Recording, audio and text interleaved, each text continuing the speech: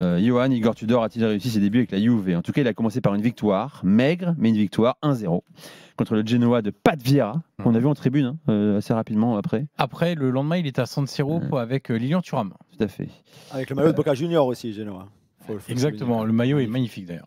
C'est le Turc Yildiz qui a marqué pour la Juve. Alors, à part ça, est-ce que tu as vu du mieux, du différent de ce que proposait Thiago Motta? La question est peut-être un peu prématurée, mais est-ce que tu as vu des prémices? Non, elle est forcément prématurée. Dans le choix des joueurs, surtout. Parce que l'échantillon, voilà, c'est ça, est très faible. Il y a un seul match. Il faut évidemment commencer par les choix de la composition de la Juve, parce que là, pour le coup, il y a vraiment des choses intéressantes. La première, on va se lier au buteur du match, c'est Yildiz. Combien de fois j'ai dit dans cette émission que je ne comprenais pas que Yildiz soit mis sur un côté, que ce soit d'ailleurs sur le côté gauche comme ailier gauche ou ailier droit. Là, il se retrouve derrière l'attaquant, alors à deux, donc c'est un peu plus dans les demi-espaces, pas vraiment pile derrière l'attaquant, pas ailier non plus, un peu entre les deux, mais beaucoup plus proche de l'attaquant, beaucoup plus dans les zones axiales où il peut faire la différence. Et on l'a vu, à chaque fois qu'il prend le ballon, il accélère le jeu dans une zone où, pour moi, il est plus à l'aise parce que dans la densité, je le trouve intéressant. Quand tu es sur le côté, sur des 1 contre 1, il faut être ultra explosif, ce qu'il n'est pas forcément. Mais par contre, quand il commence à y avoir des jambes adverses où il faut jouer dans les petits espaces, là, il est très à son aise. Donc, moi, je l'ai trouvé bon. J'ai trouvé malheureusement aussi que c'était l'un des rares à pouvoir accélérer le jeu, ce qu'on voyait déjà un peu sous Thiago Motta.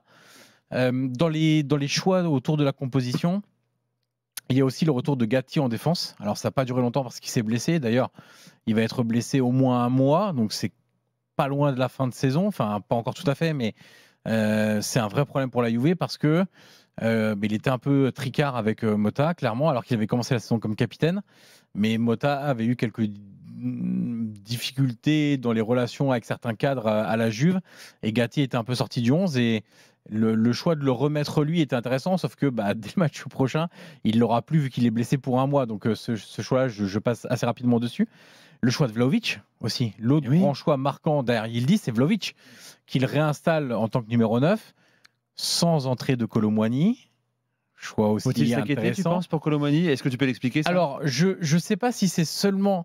Il est prêté, on le rappelle. Voilà, moi je pense que les bons joueurs, Tudor aime les bons joueurs. Kolo Muani est un bon joueur, donc je ne vois pas d'incompatibilité même de système. Quand on repense à ce qu'il a fait à Marseille, à l'Hellas Vérone, il a eu des attaquants très différents. Des attaquants plus de course, d'autres plus de rupture, des attaquants plus physiques, d'autres plus rapides, des milieux de terrain offensifs, des seconds attaquants, des vrais numéros 9. Donc il y a eu un peu de tout dans ses compositions, dans son trio offensif, dans le fameux 3-4-2-1. Donc dans le 2-1, il y a eu beaucoup de choses. Par contre, là où je réfléchis un peu plus, c'est sur le côté la Società, la Juve, le club. Est-ce qu'il n'y a pas une volonté? On sait que la Juve ne mettra jamais l'argent qui est réclamé par le Paris Saint-Germain pour Kolo Muani, pour un transfert 60, l'été prochain. Voilà, on n'a pas la somme exacte, mais autour de 60 millions d'euros. On va l'estimer comme ça. Je suis intimement persuadé que la Juve va essayer de refaire un prêt en prenant en charge le salaire, mais va refaire un prêt payant, évidemment. Ça peut encore être l'intérêt du PSG, d'ailleurs. Ça peut être l'intérêt du PSG pour que la somme à livrer derrière soit un peu plus faible, parce que tu enlèves aussi 1 an de contrat à Kolo Muani après un 2e prêt. Donc la somme que peut réclamer ensuite le club francilien sera un peu moins importante, logiquement. Donc il n'y a pas d'alarmisme encore pour le moment, c'est un premier match, on verra par la suite. Mais en tout cas, il y a toujours, excuse-moi, cette proportion d'entraîneurs, quand ils récupèrent un club en cours de saison, de vouloir relancer, entre guillemets, le Cador. Ouais, et puis vous n'avez pas réussi, vous allez voir, moi je vais y arriver. Une sorte de marquer un petit peu son empreinte tout de suite. C'est possible. Après, je pense que quand même, Vlahovic correspond plus à son idée de neuf que Kolo Muani. Il y a aussi autre chose qui est notable, c'est que dans les 11 titulaires, hormis Veiga, c'est que des joueurs qu'on appelle de propriété. C'est pas des joueurs qui sont prêtés. Ou c'est des mecs dont on est sûr que l'option d'achat se transforme en obligation. Par exemple, le dénommé Kelly, c'est une obligation d'achat. Nico Gonzalez, c'est une obligation d'achat. Donc, c'est des joueurs qui vont rester. Kolo Muani, on ne sait pas encore ce que va devenir de Kolo Muani. Donc, ça, c'est un autre élément. Et puis, je vais aller en donner un dernier élément. Je ne vais pas tous les faire. Mais Nico Gonzalez comme piston. Non plus comme ailier très haut sur le terrain. Un peu plus bas, comme il le fait parfois aussi en sélection. Intéressant parce que moi, c'est un joueur que j'aime beaucoup, mais qui me frustre énormément. Parce que déjà à la Fiorentina, alors il jouait plus haut, il jouait en tant qu'ailier, dans un 4-3-3 ou 4-2-3-1, ça dépendait des formules choisies. C'est un joueur qui fait énormément de bonnes choses, énormément de différences assez loin du but, mais dès qu'il s'approche du but, il a un déchet qui est infernal. Donc, peut-être que l'idée de le mettre piston, c'est de se dire jusqu'aux 20 derniers mètres, fais toutes les différences que tu peux faire parce que tu es explosif, tu vas très vite, tu es malgré tout assez adroit, pied gauche, pied droit, tu peux dribbler un peu comme tu veux. Et puis ensuite, t'inquiète pas, dans les 20 derniers mètres, on va s'occuper avec d'autres joueurs de marquer des buts. Parce que toi, même s'il en marque des buts, s'il fait des passes décisives, c'est insuffisant par rapport à toutes les différences qu'il fait au préalable sur le terrain. Donc ça, c'est les premiers choix d'Igor Tudor. L'autre choix, qui n'est pas un choix de joueur, mais plus un choix d'approche dans un match, c'est l'agressivité. Comparé à Thiago Motta, on a clairement vu la différence d'un pressing beaucoup plus intense. Motta le faisait sur des séquences de match, pas toujours. Alors je dis Motta le faisait, il le réclamait aux joueurs, il le faisait plus ou moins. Là, on a vu quand même une vraie différence. Ils savent qu'au niveau caractériel, Tudor, c'est pas toujours simple à vivre à l'entraînement, donc il va mieux falloir suivre ce qu'il veut aussi. Donc c'est-à-dire si on te demande un pressing intense, bah tu vas le faire parce que lui, il va pas hésiter un seul instant avant de te sortir. Lui, sa mission, il sait. Moi, ma mission, elle dure 9 matchs. Donc après, on verra très bien. Si ça se passe très, très, très, très bien, peut-être qu'il restera. Je ne suis pas convaincu de ça. Moi, je pense que même si ça se passe très, très bien et que la Juve trouve un top coach, bah, ils iront sur ce top coach-là parce que c'est aussi un peu la destinée de la Juve d'avoir des grands entraîneurs. Non pas qu'Igor Tudor soit un entraîneur banal, mais il n'a pas... Je veux dire, si demain, Antonio Conte est disponible sur le marché, je vois assez aisément la Juve retourner sur un Antonio Conte. Mais par contre, l'agressivité, elle est notable. Après... Là, c'est un élément sans ballon.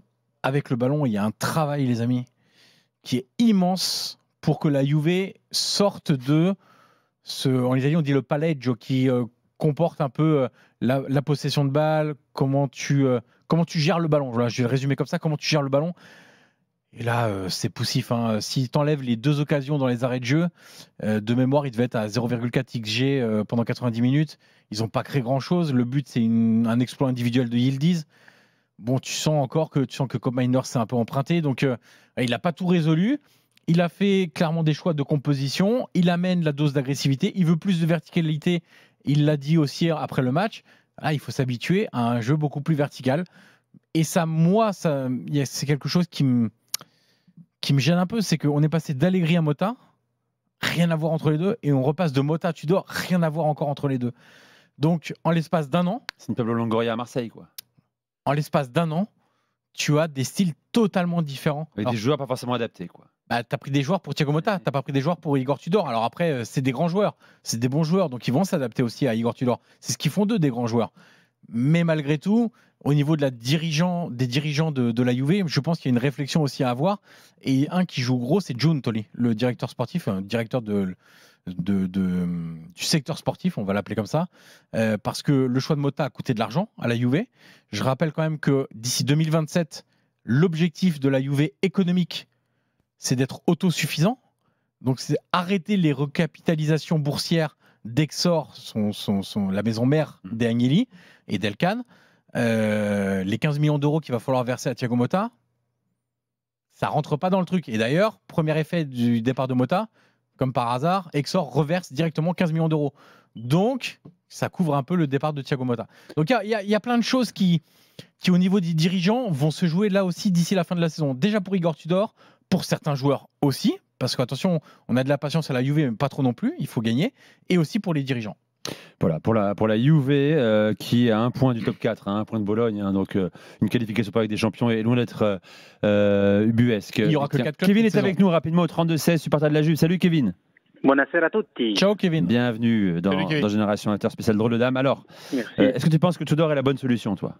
Je pense que c'était la meilleure solution pour jouer les pompiers sur une fin de saison. Je partage l'avis de Johan. Je pense que même si ça se passe très bien, il ne restera pas.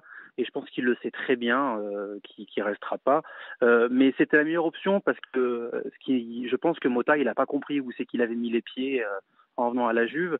Parce que quand tu te permets en conférence de presse je crois que c'était pendant la finale de Supercoupe, ou en tout cas le Final Four de la Supercoupe d'Italie, qui dit que la victoire c'est pas une obsession, effectivement il a pas compris où il était, parce que la victoire à la Juve c'est une obligation et ça doit être une obsession, et c'est d'ailleurs les premiers mots que Tudor a dit à sa conférence de presse où il a été présenté. Et rien que pour ça, il fallait de toute façon quelqu'un qui connaît le club et quelqu'un qui allait pouvoir avoir le caractère suffisant pour essayer d'insuffler ça, au moins, comme l'a dit Johan, dans l'agressivité, dans le combat, dans la grinta, parce que on gagnera pas tous les matchs, mais on aura l'obligation d'essayer de tout faire pour les gagner. Et c'est ce qui a cruellement manqué depuis l'écroulement sportif là qu'on a eu ces 3, 4, 5 derniers matchs, où déjà c'était pas brillant, mais là on a l'impression que les joueurs avaient complètement lâché, il n'y avait plus aucune réaction, c'était triste à en mourir. On peut perdre des matchs, mais on peut pas lâcher comme ça. Et après je partage vraiment tout ce qu'a dit Johan. Giuntoli joue très très gros parce qu'il était venu justement pour insuffler un petit peu un nouveau souffle et repartir, créer quelque chose de nouveau, un cycle gagnant. Et il s'est planté presque pour l'instant de partout parce que le mercato, il l'a fait quand même avec Mota à la base, donc il a pris des choix.